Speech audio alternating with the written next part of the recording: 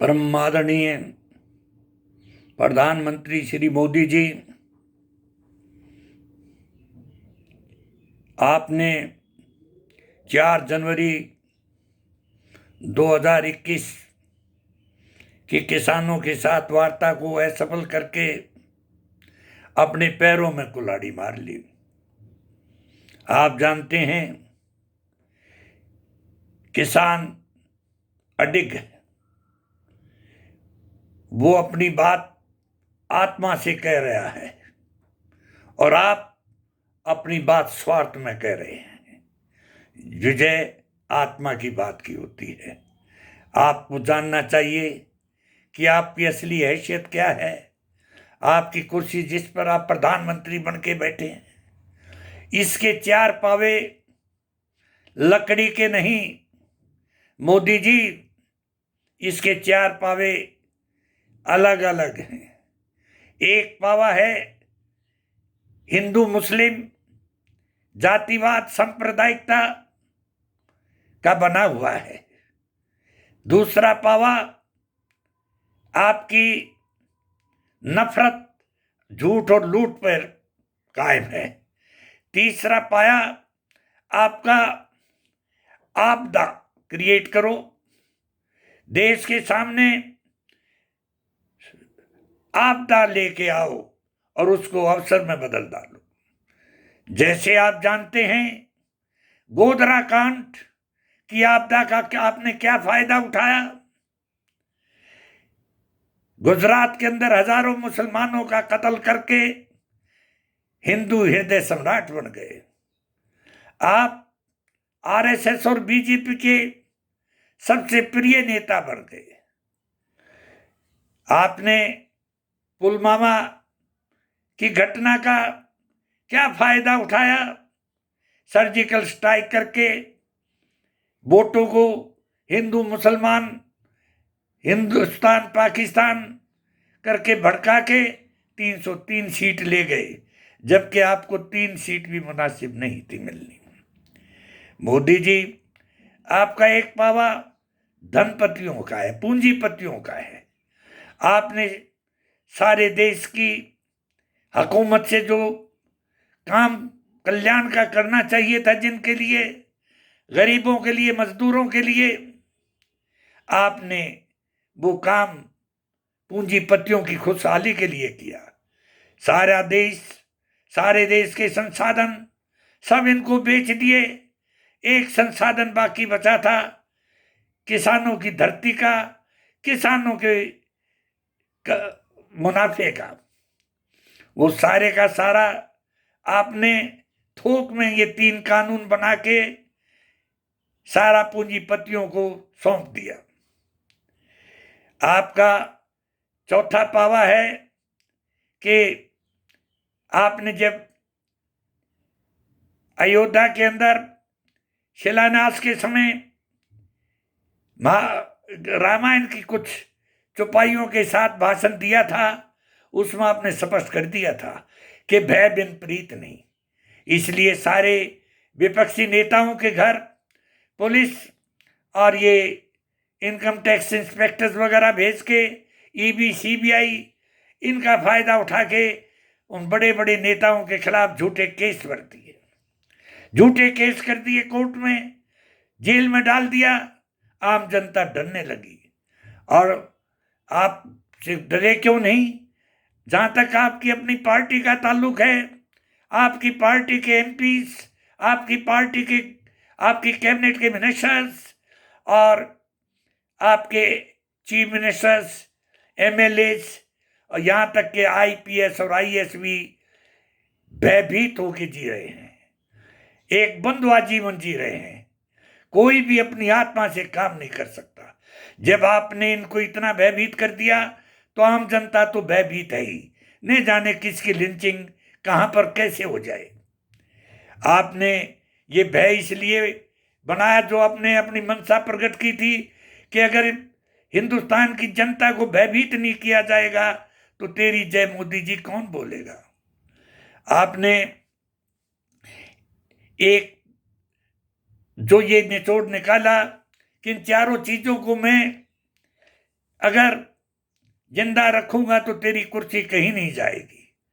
मैं आज बताना चाहता हूं आपको, आपकी नफरत, आपकी सांप्रदायिकता, जातिवाद, सब पावे टूट चुके हैं।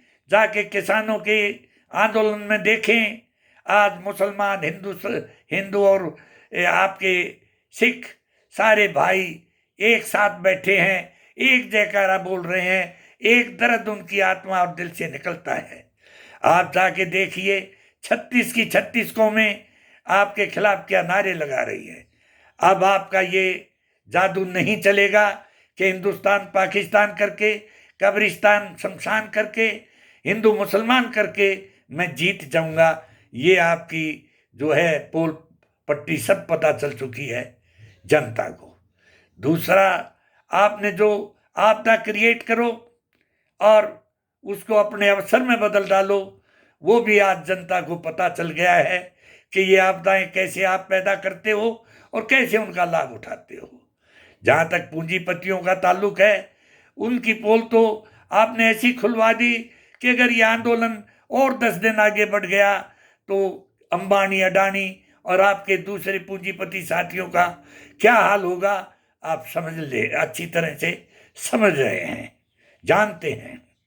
और जहाँ तक आपके इस चौथे पाए का सवाल है कि आप कभी भी किसी भी तरह नफरत और झूठ से जो है कामयाब हो जाएंगे, सब पावे आपकी कुर्सी के गिर चुके हैं, टूट चुके हैं।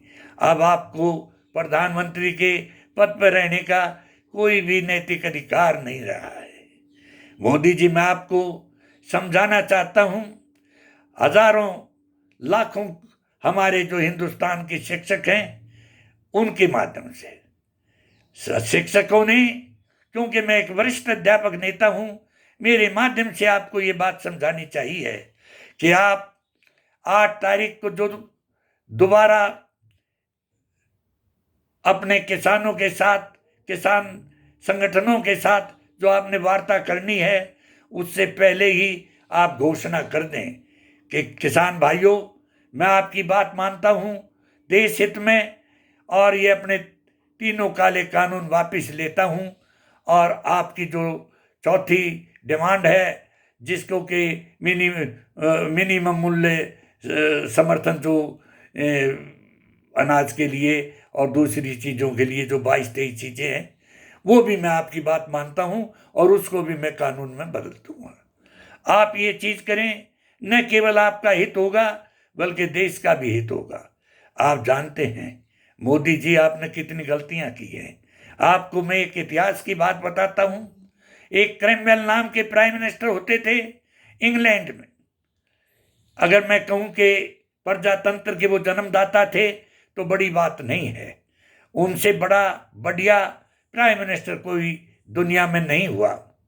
उनके मरने के 100 साल बाद उनके व्यक्तित्व की विवेचना पार्लियामेंट के अंदर हो रही थी, तो किसी एक ने उनकी ऐसी एक बात बता दी जो कि आपके लिए अनेकों बात हैं, कि भाई जो ये सिद्ध करती थी कि लाखों काम सही होने के बाद भी एक ये छोटी सी गद्दारी तो उसने की थी। जानते हो क्या हुआ? उसके मरने के 100 वर्ष बाद भी पार्लियामेंट में उसको सजाए मौत दी गई। शाही कब्रिस्तान से उनकी हड्डियां निकाल के समुद्र में मसनवी फांसी देकर फेंक दी। आपकी तो ऐसी हजारों गद्दारियां हैं देश के प्रति। न जाने कितनी आपदाएं आपने क्रिएट की अपनी कुर्सी के लिए और देश का विनाश करने के लिए। न जाने कितने कानून आपने ऐसे बनाए हैं, न जाने कितनी लिंचिंग, कितने बुरे बुरे काम आपके माध्यम से हुए हैं। अगर इस बात को आप समझ ले जो मैंने बताया है, तो आप अपना आगा, अपना भविष्य सुधार लोगे। एक मरने के 100 साल बाद भी मैंने आपको बताया कि कभी भी किसी भी देश का समाज गद्दारों को माफ नहीं करता है। मरने के 100 साल बाद भी क्रैमवेल जैसे प्रधानमंत्री को फांसी की सजा दी गई थी। उसकी हड्डियां कब्रिस्तान से निकालकर मसनवी फांसी देकर समुद्र में फेंक दी। ये बात मैंने आपको कहानी के तौर पर नहीं, आपको समझाने के तौर पर बताई है। अब मैं मोदी जी आपसे यही कहूँगा कि आप 8 तारीख से पहले पहले ये सारी बातें मान लें। आपको मैं एक चीज और बताना चाहता हूं कि आपको ये कुर्सी जनता ने दी है। आप ये भूल जाओ कि पूंजीपतियों के पैसे ने दी है। अरे पूंजीपतियों का पैसा हिंदुस्तान के पवित्र कौम का, हिंदुस्तान के पवित्र नागरिकों की आत्मा का कभी सौदा नहीं कर सकता। इसलिए आप पूंजीपतियों की बजाय गरीब, किसान और मजदूर के प्रति वफादार हो जाओ। मैं एक बात अपने हिंदुस्तान की पार्लियामेंट और राज्यसभा के विपक्षी नेताओं से भी करना चाहता हूं कि मेरे विपक्षी भाइयों, क्यों इतने डरे हुए हो, क्यों इतने डरपोक हो? जिसके भी दरवाजे से कोई सिपाही और इनकम टैक्स इंस्पेक्टर गुजर जाता है, अपने घर की दीवार कूद के पड़ोसी के यहाँ जा छुपते हो। अगर इतने डरपोक हो, जनता के लिए कुछ करने की तुम्हारे में हिम्मत नहीं थी, तो क्यों पार्लियामेंट के लिए चुनाव लड़ा और क्यों जीत कर यहाँ पर आए? हमारा क्या प्रतिनिधित्व कर रहे? आप जानते हैं, जब कोई भी हिंदुस्तान या किसी भी देश की कोई सरकार है तो उसको काबू में रखने के लिए, उसको चेक एंड बैलेंस करने के लिए अपोजिशन का जितना काम होता है, इतना काम विपक्ष पक्ष का नहीं होता, गवर्नमेंट का नहीं होता। आप विपक्ष की भूमिका में बिल्कुल फेल हुए हो। आप जानते हैं कि मेजोरिटी होते हुए भी राज्यसभा में इन काले बिलों को तुम रोक नहीं पाए। तुम्हारा क्या औचित्य है पार्लियामेंट में जाने का? अब मैं तुम्हारी लिए एक बात बताता हूं जो तुम्हारे हित की है।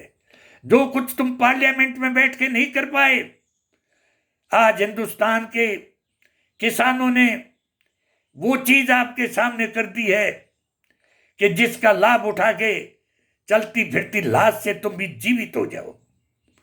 मोदी ने तुमको चलती फिरती लाश में बदल रखा है और ये आंदोलन आपको जिंदा करने के लिए आया है।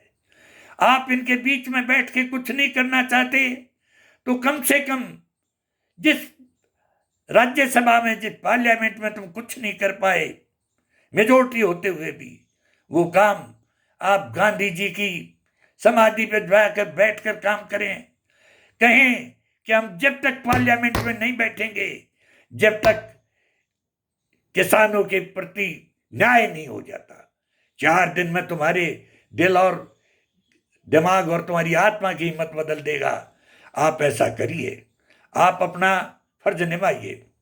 मैं ललित शर्मा, वरिष्ठ अध्यापक नेता, शिक्षकों की बात प्रधानमंत्री जी आपको सलाह के तौर पे बताने आया था और विपक्ष को भी चेताना चाहता था कि तुम जिंदा रहो तो हिंदुस्तान का इतना भला कर सकोगे जितना भला आपकी गवर्नमेंट नहीं कर सकती। अब मैं किसान भाइयों से भी बात करता हूँ। हे किसान भाइयों, मेरे साथियों, मैं भी एक किसान हूँ। आप जानते हैं, आप इस आंदोलन को इसी रूप में आगे बढ़ने देना। इसमें कोई भी किसी भी प्रकार की हिंसा नहीं आनी चाहिए। जैसे आपने अब तक काबू रखा है, आखिर तक आपने इस आंदोलन को ऐसे ही काबू रखना पड़ेगा। आप बहुत ही शांति प्रिय ढंग से चल रहे हैं। ऐसा इतिहास में मैंने किसी गांधी के आंदोलन में भी नहीं देखा, कहीं ना कहीं हिंसा हो जाती थी। आज आपके आंदोलन को सच कहा जाए तो 6-7 महीने हो चुके हैं, कहीं भी किसी प्रकार की हिंसा नहीं हुई। आपने लाठियां खाई, आपने गैस के गोले छोड़े गए आपके ऊपर, उनको सहा, और कितनी जबरदस्त बारिश, ओले और ये किस तरह की सर्दी, कड़कती -2 सर्दी के अंदर भी आपने जिंदा रह के दिखाया। छोटे छोटे बच्चे, हमारी माँ बहनें सारी इस आंदोलन में कूद रहे हैं, लेकिन किसी हौसले के साथ इतनी बारिश और इतनी ठंड के बावजूद भी वो खुश हैं कि भाई हम देश के लिए कुछ कर रहे हैं। मोदी जी, मैं आपको और कुछ नहीं समझाना चाहता। मैंने आपके हित की बात आपको बताई है। अगर आपने हमारी सलाह का आदर किया तो शायद आपकी राजनीति कुछ दिन और चल जाएगी। अन्यथा सब कुछ, सारी जनता, मैं कहूं कि सारे महकमे भी, कहने में मुझे कोई हिचक नहीं है, आपसे बगावत कर चुके हैं। आप इस बगावत को दुनिया को दिखाएं, इससे पहले ही आप उनकी, किसानों की डिमांड्स को मान लें। यही देश का और आपका हित है, हमारा सबका हित है। जय हिंद।